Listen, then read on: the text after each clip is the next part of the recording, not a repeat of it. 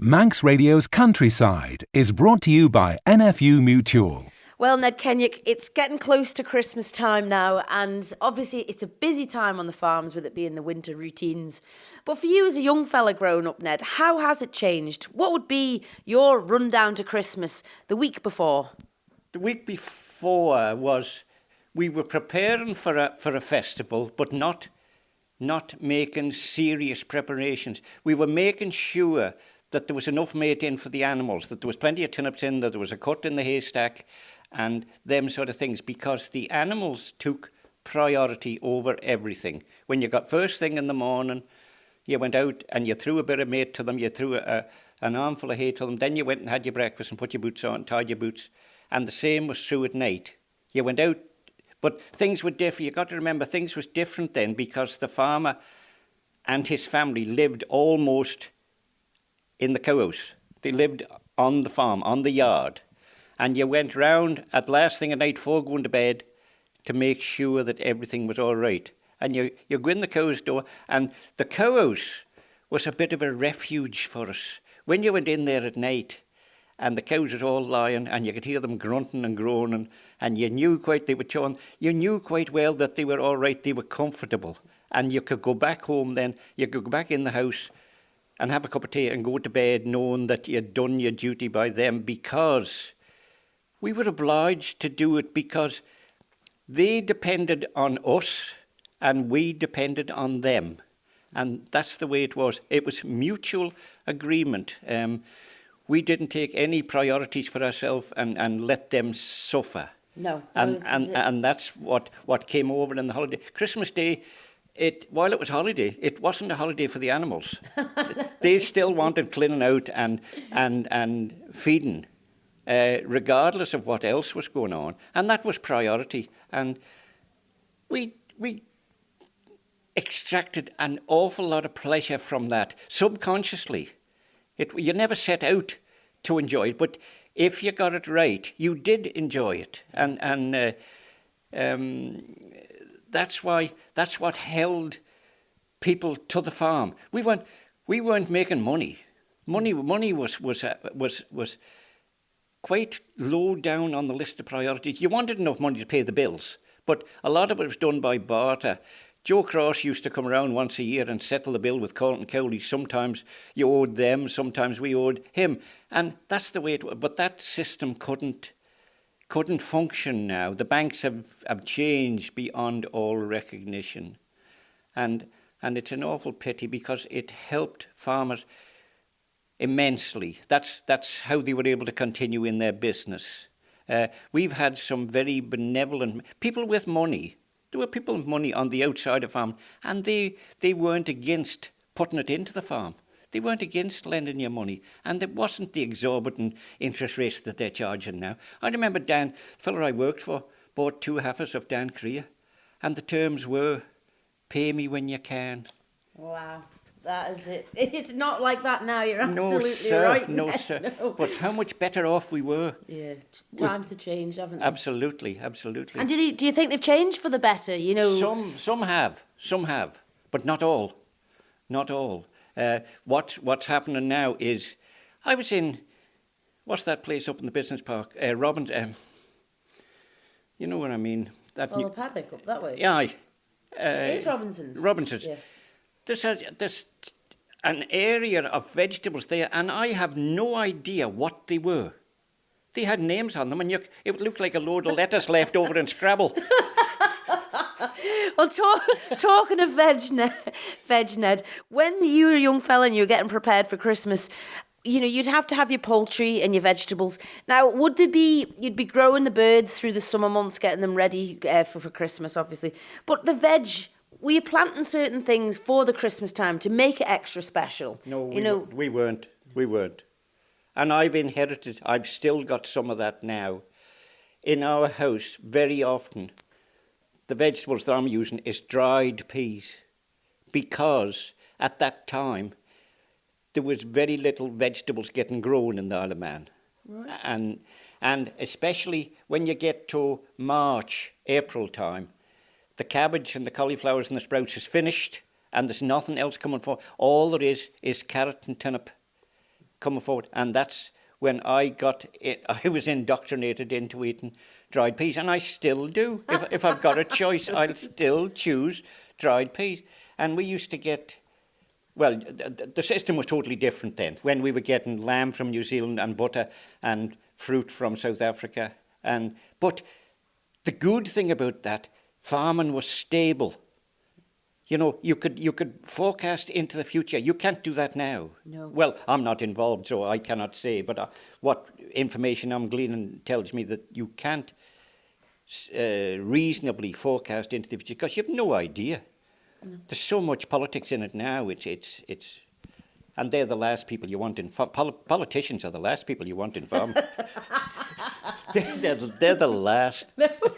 So going back to Christmas, Ned, what would the Christmas day look like to you?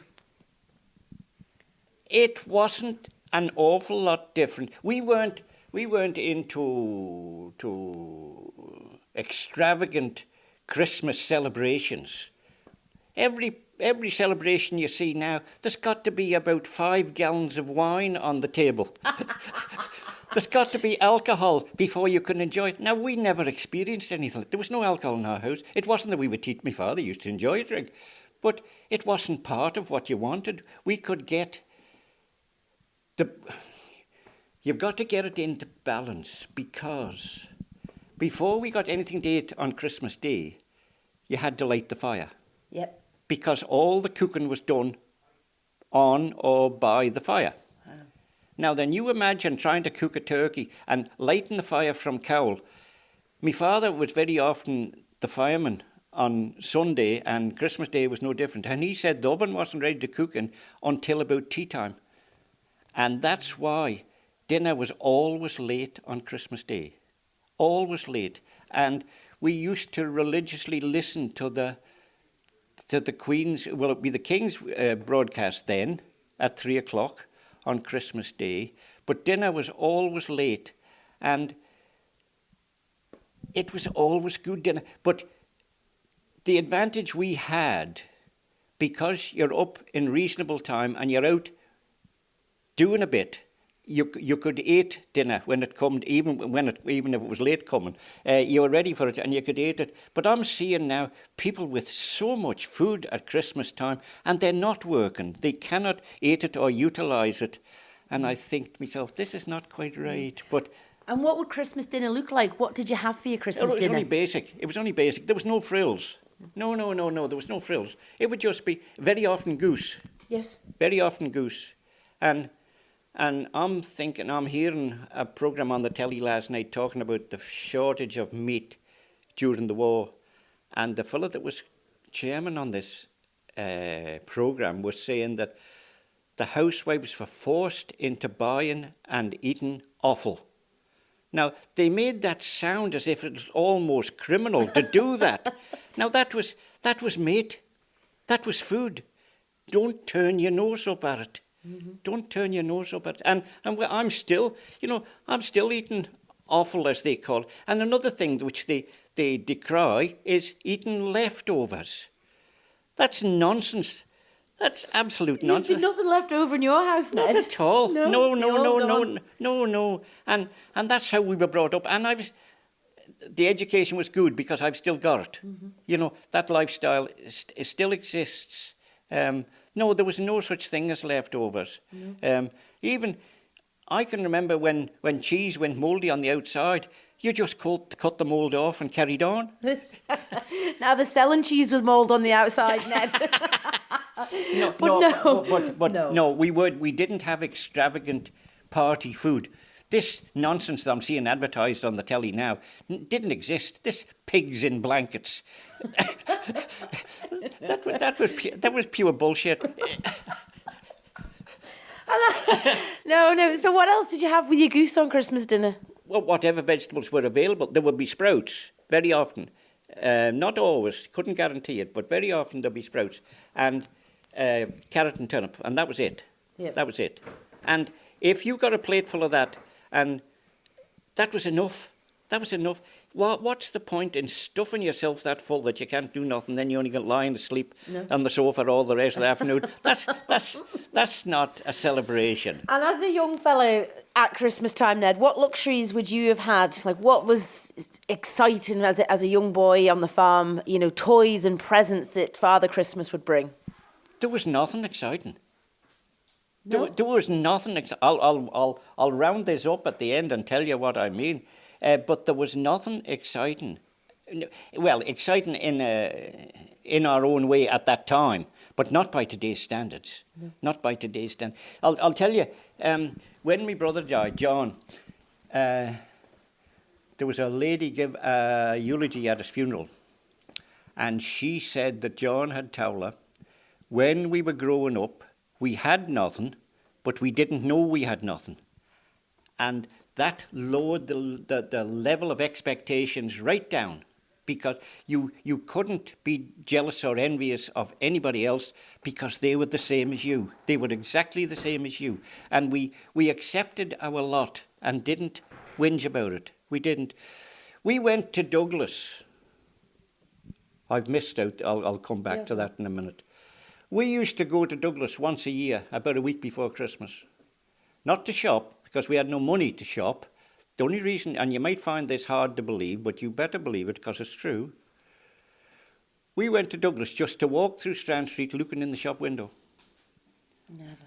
Yes, and what was the prime objective was to look in the butcher's windows to see how the geese were presented on the butcher's window. Wow. Now, And you hardly see a goose in a window now. No, but that was the level of our expectation, just to look and experience the atmosphere of it existed then, but it wasn't really for us. We were just there to take off it, if you know what I mean. Yeah. Um, And did they have the coloured lights that we have now? Was it No. the decorations? No. Damn it all. We had no electric. We couldn't have an electric light. We had no electric. No? No. And we learned to live without it. We learned to live with it. And that's what I was saying to you, what they said about John. Because we hadn't experienced it before, we never missed it. We made most of our own Christmas decorations. That come from school. And what they were primarily was magazines, and tearing the coloured pages out of the magazines and cutting them into strips about 1 inch wide and about 7 inches long, and then gluing them and making chains. Oh, lovely. And hanging them over. And there was very often trees available courtesy of the Forestry Board, who had an adjoining boundary. And would you go and help yourself to a tree? Oh, I'm sure we were welcome to them. That's what I convinced myself anyway. No. But we weren't being abusive. We weren't. No. And what type of decorations would you put on the tree? Is it the type of baubles and things that we have now? No, they didn't exist. Very often, you're aware of chocolates wrapped in coloured paper, that sort of thing, and you used to dress articles up, but it wasn't. You never strove to bedeck the Christmas tree with a load of colour. It wasn't. You did whatever you could and laugh at that. Yeah, that was all. And while I say we had nothing, that didn't matter. That much didn't matter. We made the best of. We adapted to the conditions we lived in, and we enjoyed Christmas to a degree, but now they almost demand that you enjoy Christmas. Now you must spend more money that you haven't got to enjoy Christmas, and I'm dubious whether they enjoyed it as much as we did anyway. I'm dubious of that because they're so wrapped up in everything else, but. Before we got to Christmas, you're right, there was the farmers, the income for the average farmer was fairly low. Money wasn't high in the list of priorities then. There wasn't much money in the system. Dash it all, that's why we used to go to thinning turnips at night and catching rabbits and things, because it was extra money that wasn't available in the farm. Now, most farmers had poultry at Christmas. It wasn't an exhaustive enterprise. It was just a bit more money. And at that, I'm talking about awful. At that time, we were allowed to put the giblets in with the poultry. Now, I don't want to be patronising here. I don't know how many know what giblets are. The giblets are the gizzard, the liver, and those sort of things. And with geese, it went to the ultimate extreme. You could pluck the goose's head and scald it, and scald the tongue, and take the film off that, and the feet the same. You dipped them in boiling water and took the skin off the feet, and they were classified as giblets, and you were allowed to put them in the goose before you weighed it. I see. But what weight. anybody would do with a goose's head and a pair of feet... Well, it's quite a delicacy in other countries, Ned, so yeah. The Manx were well ahead by the sound of that. But when we were dressing the geese, when you stretched their wings out, if you went to the furthest joint out and cut it at that joint, that gave you about 6 or 8 of the big long goose feathers at the end, and they were saved and used as for the housewife to use as dusters in the house. I see. Everybody was if you had access to it, you were well off. Everybody saved them, and they were. What's the word I was going to say revered. That's not quite. That's a little bit strong, but it was a useful tool for the housewife to, Absolutely, like a brush. Absolutely, and you could get in corners, and everybody had a goose's wing, and we were utilising when we were dressing. When you got the puddings out, and if the geese were fat, the fat congregates on the intestines, and you run that down between your fingers, and you gather all that fat and put it in a jar. And then once you've got it rendered down, then there's a multitude. First thing you do, if you've got a cowl, you rub it on your chest. This is it, the goose grease. That's right. This is for help the colds. That's right. And if there's any over, put some on your boots. If your boots are a bit stiff, and use it as a leather conditioner. Absolutely. Wow. So we were using all them sort of things. We weren't wasting anything. We weren't wasting stuff that we could use. Put it that way. Yeah. And did you grow your own geese on the farm for Christmas and sell a few off to the butchers, or? Uncle Stephen used to look after the geese. It was, and some things you tend to forget, other things you don't. When the goose went to lay, a goose and a duck very often will go to lay on top of a hump or a hedge. Yes. Yeah. And I think it's because it's an easier route out for the goslings. They just fall down over the edge. But when and we used to take the eggs from the goose's nest because the greybacks and things, they would come and take them. They would pilfer them. So we used to take the goose until she had enough laid, and when she was ready to go to sit, then he would go and make sure that the nest would accommodate the eggs. There was about 10, maybe a dozen eggs. Maybe not. That might be a lot. Anyway, sometimes you would see a big stone sticking up in the middle of the nest, and you would dig that out and level it out and make it nice and comfortable. And then when he'd finished, he would go and he'd get 3 or 4 saplings, ash saplings, and he would make like a wigwam over the top of the nest and put a sack round about it. Protector. And just to protect the goose while she was sitting on the eggs. Now, that just shows the level of commitment that the farmers have to the animals that they were farming and looking after. The turkeys were very often fetched inside. I remember the turkeys going to hatch in the stable laugh, but they were quite easy to deal with. And you would sell a few at Christmas time, or? Oh yes, and had regular customers, and it was just a bit of, if you can understand, it was just a bit of cash. When you wanted a bit of cash, there wasn't cash floating around like there is now. No. And that was just a bit of cash for the household at Christmas time. That's all it was. It must have been quite exciting around that time, though, Ned. It was exciting, but not by the same standard as it is now. Not by the same standard. Like, people can get excited. a bloody football match now. So would you get a bunch of you together to do the plucking and the dressing of the birds? No. We done it all ourselves. And singeing them with methylated spirits. And I used to love that smell when we used to do it. Yeah, we used to have them in the loose box as well, and as a child remembering all the feathers and the smell of the singeing. And the down was gathered up for bedding, and that was a prized possession. Don't put too many hard quill feathers in that, and saving the down. But you know how expensive a down quilt is in Marks and Spencer's? I don't. By golly. I don't. But it doesn't matter now. It doesn't matter. You can just turn the electric blanket up and it doesn't matter.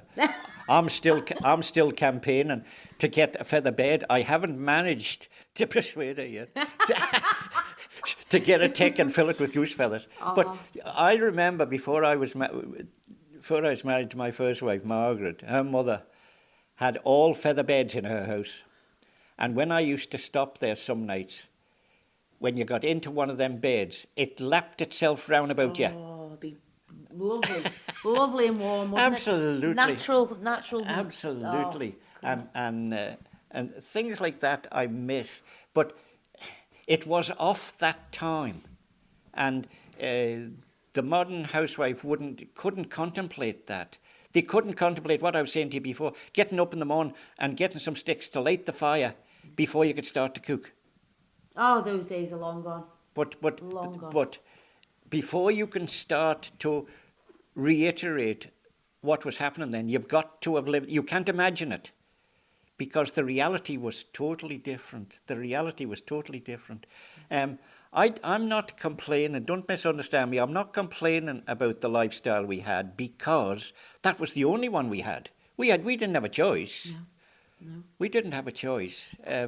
And when did toys come into the equation? That, you know, at Christmas time, and lots of children now get gifts and whatnot. But when all the coloured toys and all of the, you know, I'll tell you something now. When there was a bit more money come about, and what you're talking about, toys, when they come onto the market, the first, and even now, the most acceptable gift we ever received at Christmas was a Meccano set. Oh, wow. A Meccano 5A. Now, not only was that, I don't know who it was designated for, but it turned out to be a facility for the whole of the family. We ended up making agricultural implements. Meccano was a wonderful invention. And do you remember it? I do, yes. Red and green. And it was sold to America, and they fetch it back now, but it's nothing like what it used to be. But we made a baler, not a pickup baler, a baler that used to go behind the mill to bale the straw. And we had this baler working. And everybody was, my father and Uncle Stephen and John, and we were all involved, contributed to making this baler. And when we got it made, then save up then, because you could then buy a clockwork motor that would power it. And we had this motor with a belt on it that was powering the bit. Now, the satisfaction we got out of that, and the commitment, you know, using your ingenuity, your brain, to create something. Engineers. Yes, it wasn't bring it up on TikTok or This is it. YouTube. Yes, this was using your brain. And kids, and I'm referring to myself here now, even now, kids are very intuitive. They have a wonderful sense of getting a result to what they want to do. And all you've got to do is to leave them to it and don't interfere, because they've got their own take on what, and they usually succeed. I'll give you an example. My second daughter went to a birthday party. You will know the people. Linda Boyd. In Patrick. And Gordon. She's the same age as Sharon. And got invited to Linda's birthday. So I took them out in the motor after Saturday. Took them out in the motor. And I said to Eleanor, what time will I come? Oh, she says, come when you're late. Come after tea sometimes. So that was all right. I left. And I went out at night after tea, and her and Finn was in the kitchen having, and she said, sit down and have a cup of tea. So we're sitting in the kitchen, and there's no sign of any children. So at last I said, where's the kids all gone? Oh, she said, they're all in the front room. Just stick your head through the door. Well, then, all the party guests were on the sofa fast asleep. No. All ran themselves to You, sleep. you wouldn't guess what I said to her when we were going home. I said, what have you been doing all day? She says, we've been up the mountain with Grandad Boyd picking stones. Oh, no. Oh, wow. That would be hard work up on the side of No, there. it wasn't hard work at all. They enjoyed it because Ellen had provided a picnic for them. And the picnic was only bread and jam and some scones. And because they were having it outside, sitting on the hedge. Simple life, Ned. Absolutely. Now, you can't recreate that. You can't. And children miss out on that. They miss out on that. Now, parties are organised. Now, you can buy a Christmas party now. You can buy one and just provide the kids. but they thought it was wonderful, picking stones at Grandad Boyd. And he had what's the word? Encouraged them, generated the enthusiasm for them to do it. And they weren't complaining about it. They weren't whinging about it. Now, you know, if you've done it, and I have too, when you're told to do it, it becomes hard work. Mm-hmm. It's a thankless job picking stones. I know, I've done quite a lot of it. But they didn't. They thought it was wonderful. And that was a birthday party. Now, there's an awful lot of children will never experience that feeling. They don't have the opportunity because they don't grow up in a rural atmosphere. Yeah. And they have to make the best they can of what they've got in town. And I don't decry that. But we had our own way of generating enjoyment, enthusiasm. And the fact that they were all asleep tell me that they had enjoyed it. This is it. And on Christmas, Ned, you talk of enjoyment. What would have been one of the best memories you have of enjoyment at that time? I don't know that I could be specific. I don't know that I could be specific. Christmas was,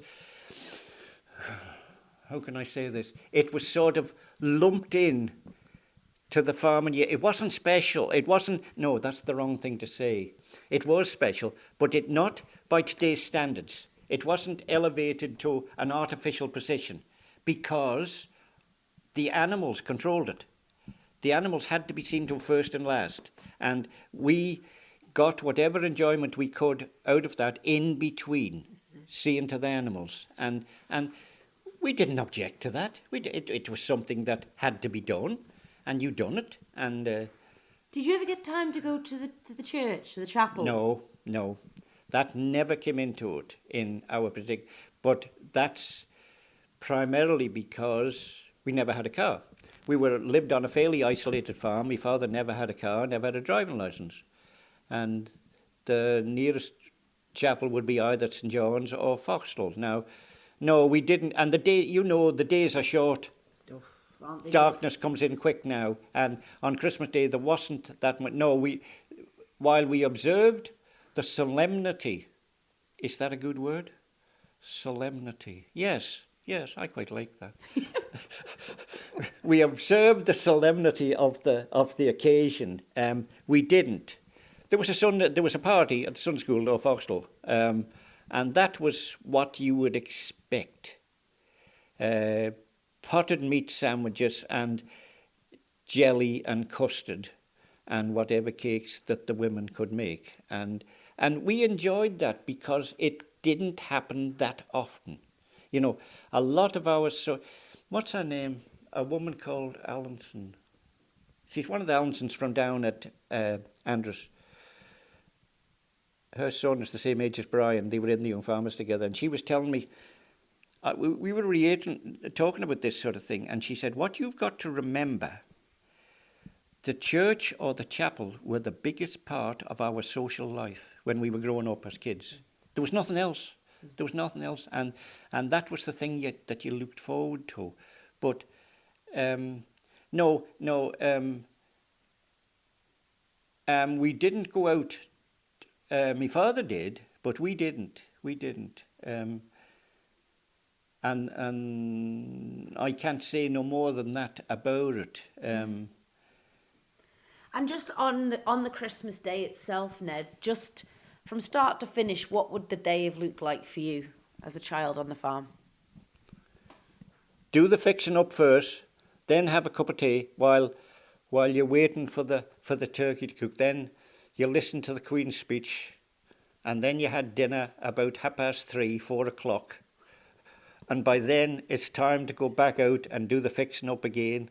And when you got that done, you come in, and you were like Sharon, you wanted to go to sleep. It was fairly tiring, but not physically tiring, but that was the end of the day. It was, and one Christmas Day was very much the same as another. Next year wouldn't be that much different. There wasn't much you could change about it. And as a point in the calendar, would that Christmas done and dusted, out of the way, looking forward to the springtime? Oh, well, it's you trundle slowly on through the seasons and hope the weather comes with you. You see, farming was totally different then than it is now. You were trying to get the dung out and the stubble ploughed before Christmas, and there was a reason for that. And the main reason was, when you're doing it with horses, you can't leave it all till a fortnight before you want to sow the oats. You've got to get ahead of the jobs and keep it in control, and that you didn't need a calendar. It was built into your brain what you should be doing, what you'd expect to be doing. You ploughed the stubble first, then you ploughed the lay, trimmed the hedges, ploughed the lay, built the hedges, built the gaps up in the hedges. Then you burnt the rubbish and waited. Mike Godfrey said he was ready to sow his grain on the first day of April every year. He said, as soon as the ground is ready, he says, I'm ready to sow grain. And Stanley Gellin had another say. Funny, these things stick in my brain. I got so much rubbish in my brain now. There's no room for anything good, any more good to go in. Stanley Gellin said, the longer it's in the bed, the more that's in the head. True. Yes, that's it. If you sow grain, if you sow oats late, it'll come into ear at the same time, once it's been so long in the ground, and you'll get half the crop. But if you can get it in, if things come with you and you get it in early, you'll get a good crop. And we're seeing them seasons change, Ned. I know this year there's not the power in the grain, No. or even in the silage that there was in previous years. It was just so long a spring, wet, heavy spring, not enough sunshine. No. But we have to deal with that. You know, there's no magic bullet that'll change it. You've got to deal with it. And it was no different then. You know, when we were making loose hay, you depended totally on the weather. Well, you still, but you're not so dependent on the weather now with modern machinery. You can cut. John said the hardest thing you got to do now when you're cutting hay is open the gate. Everything is mechanised now. So different. Whereas before, it was all manual. I was rooking hay down at Port Greenock one day, and it was a fine day, and I was quite enjoying it. I wasn't whinging about the work, and there was two retired farmers come down the road, and they're leaning over the gate, and I went down to talk to them, and then they started reminiscing their childhood.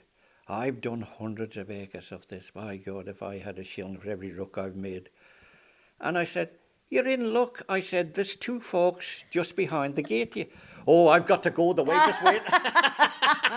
They'd done their time in it. They weren't going to do any more. But they wanted to relive it.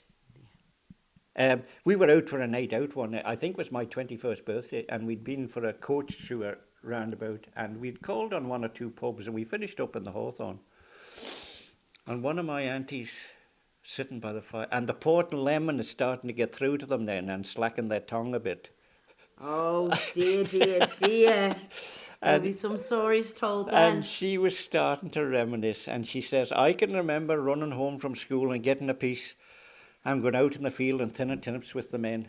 And her brother was sitting alongside of her, and he said, don't tell such cussed lies, Gertie, you never thinned a turnip in your life. But she too liked to think that she was part of that scene. And you shouldn't deny them that.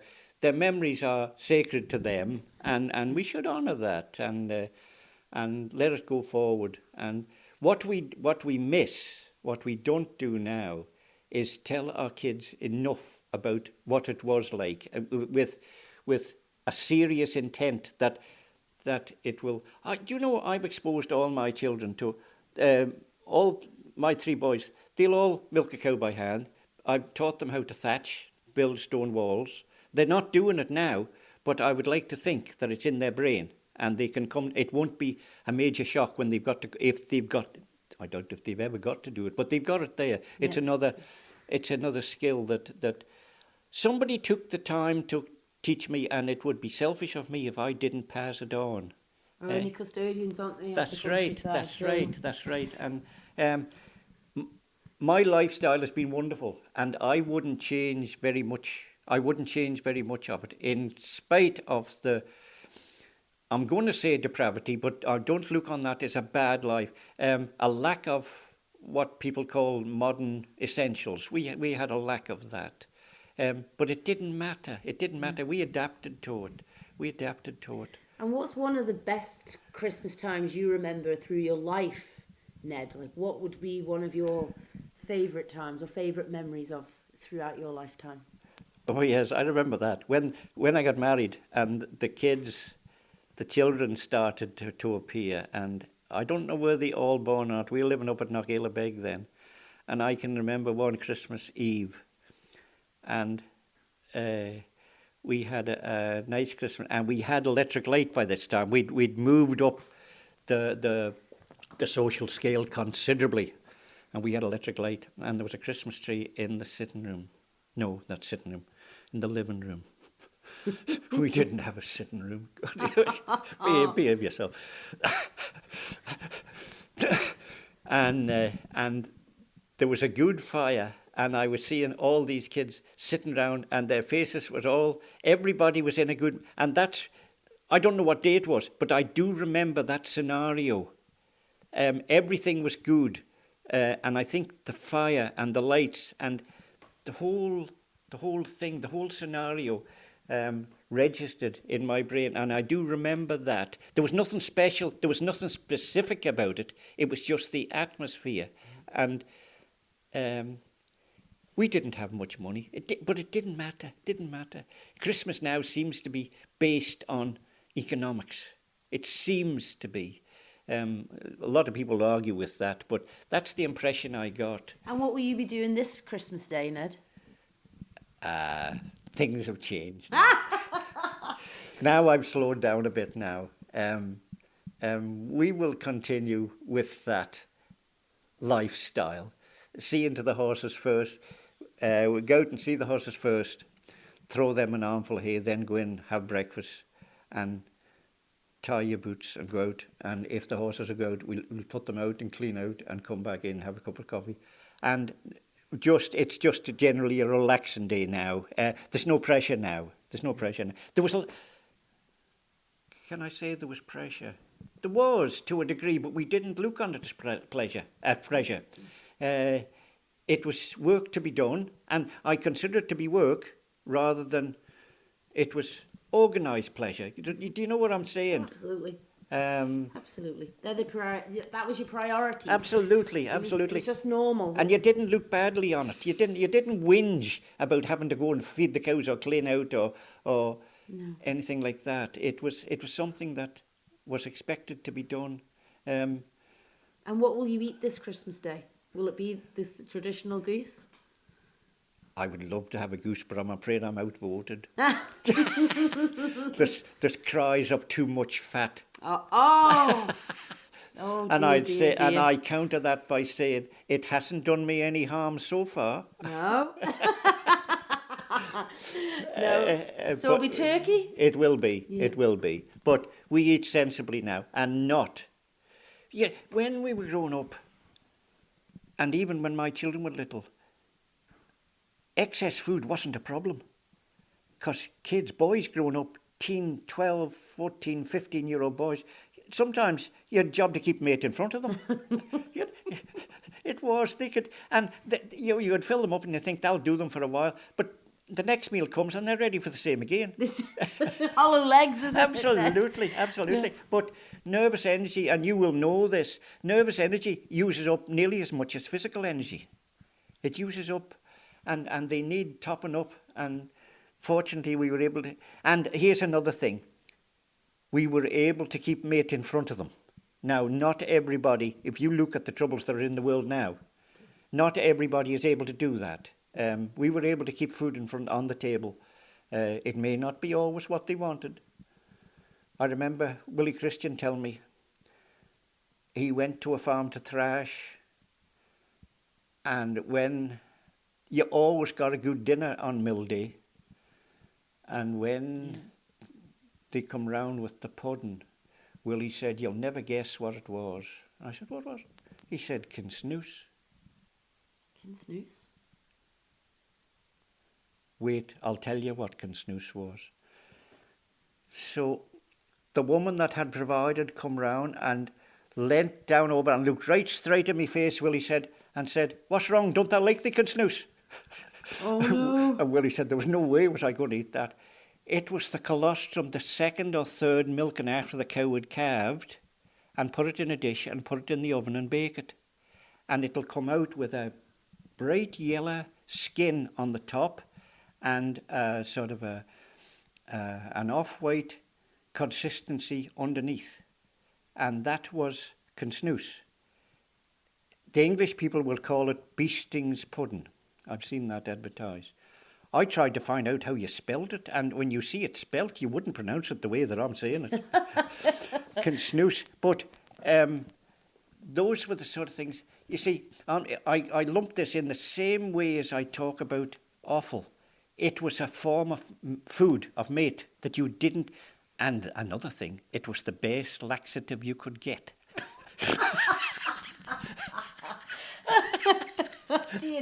Dear. We don't want to be talking laxatives at Christmas time then. Well, I think a lot of people want to. but that's just an illustration of how people thought. You know, if I said to you before, if there was mould on the cheese, you didn't throw the cheese out, you cut the mould off. And you see so many food banks and soup kitchens open again now, Ned. It is a bit of a concern. Absolutely. And I wonder where we're going. Are we going in the right direction? And a lot of me says that we're not going in the right direction. We're not. The focus is on the wrong thing.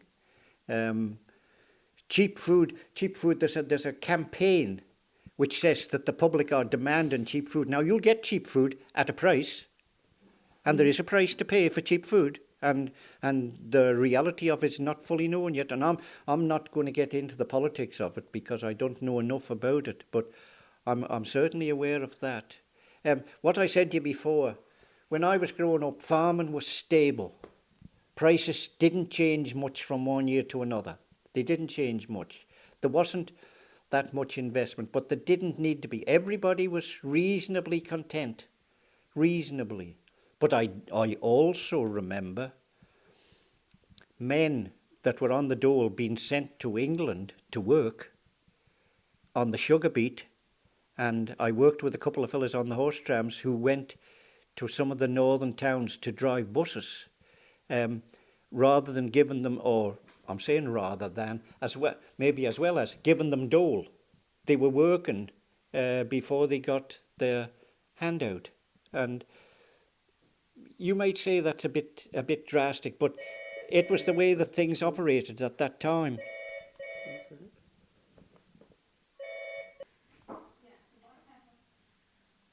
No, it is a worry, Ned, and I don't think things are always changing for the better at the minute. I don't want to cast a cloud over the proceedings now because we're supposed to be ebullient, we're supposed to be enjoying this period. So I don't want to cast a cloud, but by the same token, you cannot ignore the way you're going.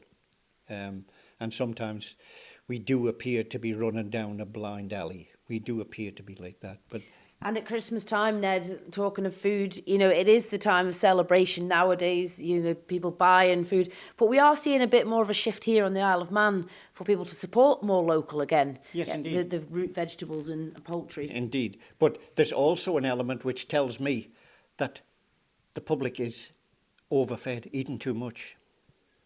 There's too much choice. I'll be shouted down in a lot of open forums for saying that, but I do think it's right. There's a lot of food wasted now, which prompts me to say that. But while there's food being wasted, there are also food banks opening up. Now, where's the logic there? Where's the logic there? And that's why I say I'm a little bit apprehensive about the future of food production and food security, which we never had to endure up until now. No, this is very, very true. And just going back, Ned, to the Christmas time, we've spoke about the poultry, growing them on the farm, and the vegetables, and various bits of presents and stuff over time. Through your lifetime, what would you class as a luxury or one of the best things that's come into play at Christmas? I don't know. I don't know that I would pinpoint any things have improved gradually over the years, but I wouldn't say there was a milestone. Not in my life. There may be other people who might disagree with that, but I wouldn't say in my lifetime there was a milestone where I said, when I could say, I remember that as being monumental. No, I wouldn't. We evolved with the time and the conditions that we lived in, and I think we done a fairly good job. We would have... It's for other people to say now. I think when I looked round, and what I'm seeing now is a lot of the young men that I went to school with are still working in the community, which tells me that we weren't too wrong with what we were doing, what we were eating, how we were enjoying ourselves. We were doing everything else. We were smoking in the bush shelter and pinching apples and riding bikes without lights and that sort of nonsense. But basically, we were all right, and we've come through life, I think, as fairly responsible citizens. I'd like to think that, but as I say, that's for other people to say. But I have no regrets, and I have no wish list. There was a time I was impressed with the programme that was on the telly about the people in Mongolia. And I had a hankering that I would like, because the Mongols were always portrayed as a fierce fighting tribe with Genghis Khan, but in truth they weren't like that at all. They were just peace-loving nomads, and they interviewed a girl at the end of the programme and said, "What do you hope for the future?" She said, "I just hope that the Western world will leave us alone." But they didn't. They went in and found oil and gold, and they've raped the country and changed the whole dynamic of it. And I think what a pity that is, that people can't be satisfied with what they've got. They've got to go and encroach on other people. That's one of the... But that is inevitable, that will happen. Dash it all, they're trying to get... When... Did you know Morris Speedy? No, Philip. No. Philip Speedy's his son, is it? Same, not a son. No. Same Speedies. These were two brothers that went to Australia. And their tales that they told me when they were in Australia, we'd be here for a week listening to them. And I was working for one of them just when the Americans went to the moon. And this fellow was a great philosopher, and he said, "You can bet your life," he said, "if they find a field of rape up there, Dan Kirree will have it." That was just his take on it. Oh, fantastic. But that sort of philosophy, that sort of thinking is what keeps our feet on the ground, keeps us balanced, and don't get above yourself. No. And I like to think, and I've got a son now who's working, he's how can I say this? He's using his brains to make his living. Now, John, my brother, built a cubicle house down at William, and when he built it, it would only accommodate a small tractor to scrape the slurry out. But after he'd built it, then the small tractor packed up and he got a bigger tractor. Now, he hadn't anticipated that when he designed the cubicle house. Now, the big tractor won't go in the passageway in the cubicle house. So he's stuck. So I said, well, Gordon has got a tractor. He'll come down and scrape it out for you. And he did. He went down and I'm with him. And he's down there. And the slurry is about 15 inches deep and stinking to high heaven. And Gordon is in the middle of it. And I said to John, there's a picture of a well-balanced young man. And he said, what do you mean? I said, next week he'll be away talking to the Sheikh of Abu Dhabi. He was working at the bank by then. And here he is. In millions of dollars. And here he is. Helping on the farm. Yes, in the middle of it. And doing both jobs with equal expertise. Now that, to me, I know I'm bragging about my own, and I am proud of my children and what they've done with their lives. But that just gives an example of what can be achieved. He educated himself on the Open University. Brilliant. But still had enough sense. Yeah. There's a lot of Brilliant. tales I could tell, and they're not for public. No, they're not. They're not. Oh, you were saying earlier, Ned, how Christmas on the Isle of Man was different in various parishes compared to I'm saying the south to the north. I'm saying that, but I don't know. I don't know. But I can very well imagine. I can very well imagine that it would be different. And who are we to disagree with that? If we lived in almost a cocoon of the area. I can remember when we used to go to chapel at Lower Foxtel, our main route to chapel was up the Foxtel railway line. Not on the road, but up the railway line. And when we were coming home at night, because the railway line is in the bottom of the valley that runs all the way down through to St John's, well, it goes all the way to Peel actually, the river runs, it follows, or the railway line follows the river almost. And for years afterwards, when we were walking home from chapel in the moonlight, I could hear the river run, and I could hear that years afterwards. I could still hear the river. And better than that, when we were when we were going home, we were heading north, back down to Slowellian. And Freddie Quirk lived in Coolslew. Now, you know where Coolslew is? Yes. Right up on the side of Greba, right in underneath the mountain. We could see Stanley Quirk's light. Now, that was only an oil lamp. And we could see that. How far away would that be? Good few miles, yeah. 3 miles. 3-4 miles, yeah. But we had no light pollution. And those are the sort of silly things. We used to look at the stars at night, and we weren't weird in any, but we took notice of what was round about us. It's grown up in nature, isn't Yes, it? yes. And we took notice of them sort of things. I was highly delighted. This year we've got woodpeckers down in Port Greenock.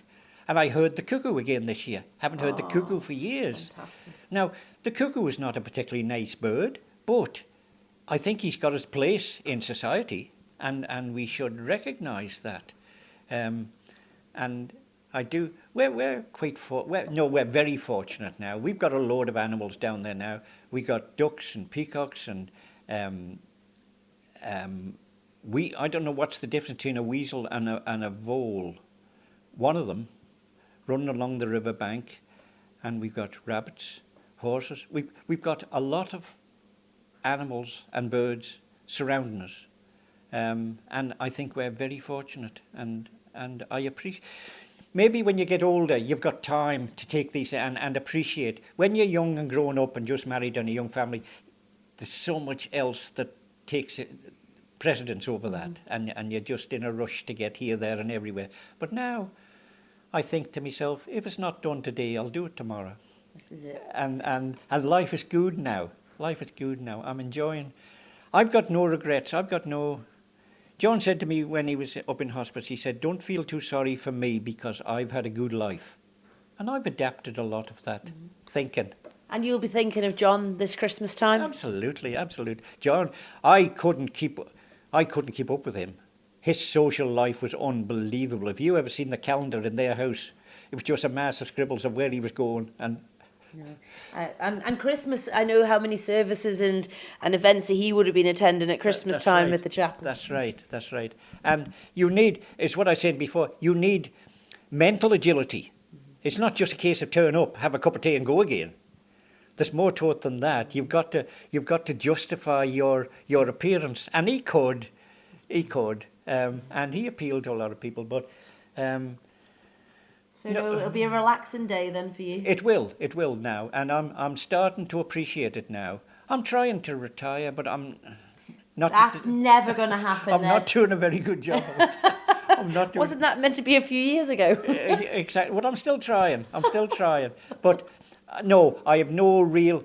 You know, when I caught the leptospirosis, when I was recovering, I was seriously out of it for the best part of a year, and my biggest fear was that I thought that I would never work again. I genuinely thought that I would never. That disease does that. It robs you of all your enthusiasm. And John said to me, don't worry about it, because that's nature's way of switching off till you're recovered. And he said, once you're recovered, it'll go. And it did. But it makes you think. It focuses your mind. And now I think it's a privilege to be able to go to work. When you get all these illnesses and diseases that are in society, dementia and Alzheimer's and things like that, and you think to yourself, how lucky am I that I'm able to go to work, and don't grumble about it. Don't grumble about it. No, life is good. I'm enjoying it, and Christmas was good, but it was simple. It was simple. I can't say much more than that. It was simple, and we enjoyed it, but not to the degree where we went crazy about a party. It wasn't like that. It was a low-key celebration. Can I say it like that? And plenty of food, and always a good fire, and simple things. A fire. Yes. That's right. And decent company, and there was. You throw a lot of people together, and very often there'll be something that'll be a little bit disruptive. But we didn't experience too much of that. Not too much of that. There's disagreements now and again. Of course, there is in every house. And foolish to say that that's not so. But no, we enjoyed, in our simple way. I think sometimes I look at, especially single men, bachelors, and I think to myself, and I look at their lifestyle, and I think, are they enjoying themselves? And the answer is yes, but at a different level to other people. And I've known several like that. And they have their own, they have adapted to their own. If you look at, and you'll know a bit about this, if you've got stock outwintered in the wintertime, they adapt to the conditions. Mm-hmm. When it's blowing a gale and the rain is coming horizontal, what do? They turn their asses to it, and they switch off, and they just deal with it. And when the rain goes off, then they're back to normal again. And I think we're a little bit like that. I do. Yeah. I think we're a little bit like that. I'm not afraid to do it myself, or to have other people liken me to a cow or a horse or a sheep. I'm not. Sometimes we've got a lot to learn from them. If you're of a mind to look. Do you know one of my horses? When I used to go to her to catch her, to put a head collar on her, she would turn her head to one side. And I said to Sylvia one day, I said, have you been beating this horse about the head? And she said, why would I? Well, I said, well, she's turning her head away from me every time I go to put a head collar on. She said, no. She said, I wouldn't beat the horse. So I was thinking about it. I was lying in bed one night, and I was thinking about it. The next morning when I got up, I put my theory into practice. And I went up to her, and I found the problem right away. She had a weak eye, and she was turning her good eye towards me. Oh, I see. Now, that tells you you've got to have an open mind and look to see if you can work out what's wrong with them. And I put it to the test, and I could see she didn't react to the stimulus that I was given to this eye the same as this one. Jeez. And that's the true stockman coming out in you there, Ned. I said to one of the girls in the stable one day, I said, would you know when a mare is in season? And she said, Why would I want to? These are all geldings in here. I says, no, you misunderstand me. I said, I haven't explained it very well. I said, if you go out one morning and you find your horse is not well, rather than ring the vet, try and identify what's wrong with her.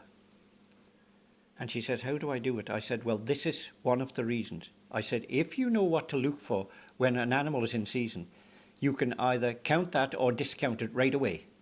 And you know that that's not the problem. I said, and you'll probably end up with 2, maybe 3 reasons why your animal is not well. But at least you've got rid of the nonsense symptoms. And when the vet comes, you can tell them, well, I think this horse or this cow is suffering from this or this or this. And it learns you to be aware and take notice. I had a horse up at Craignish once, and I went up to see her one Sunday, and she's standing in the middle of the field. Fine day, sun is shining, and I'm leaning over the gate, and I thought, this horse is not well. Now, I had no reason to say that, because there was no symptoms. And I went up to her, and I ran my hand, and you know, I found the problem within about 2 minutes. She had mastitis. Oh, gosh. Now, it wasn't obvious from the outside, and it's what you're saying. When you spend your working life with animals, you learn to pick up on these things, what's relevant and what's not relevant. You know what's wrong with them. Yes, or you know there's something wrong with them. And I'm always wary now when I see an animal standing on its own. Mm-hmm.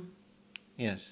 And it's funny, Ned, looking at your horses there with the heads over the gate, and the colour of her mane and her back and her backside rolling round in this mud at the moment. My word. How are you ever going to get her clean again? Can I tell you a story about horses that may be slightly X-rated? I'm driving the tram one Saturday afternoon, late afternoon, and there's a group of Irish girls gets on, and they're on a hen night, and the hen night started on Thursday, and this is Saturday. And they're drunk. They're all drunk. But they're merry drunk. And one of them comes up the front and she's sitting to me and she says, is this job hard? I said, no.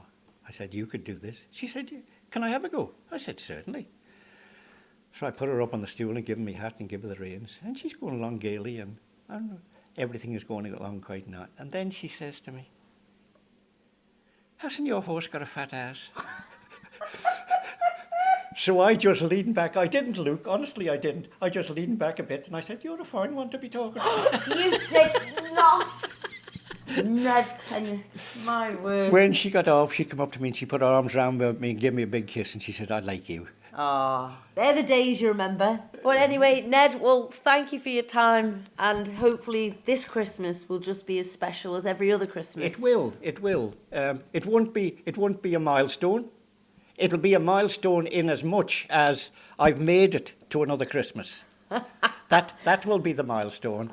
And those are the things, when you get to my age, those are the things that you treasure, that you're able to. I'm still active, and I do appreciate that. And every day I think about my compatriots who haven't got this far. So I don't dwell on it, but I do think about it. And no, life is good. Life is good.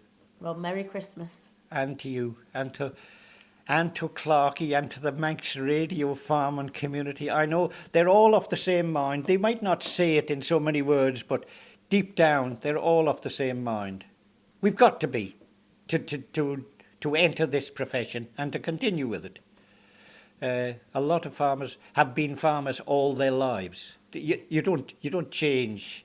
Very few farmers change their profession on a whim.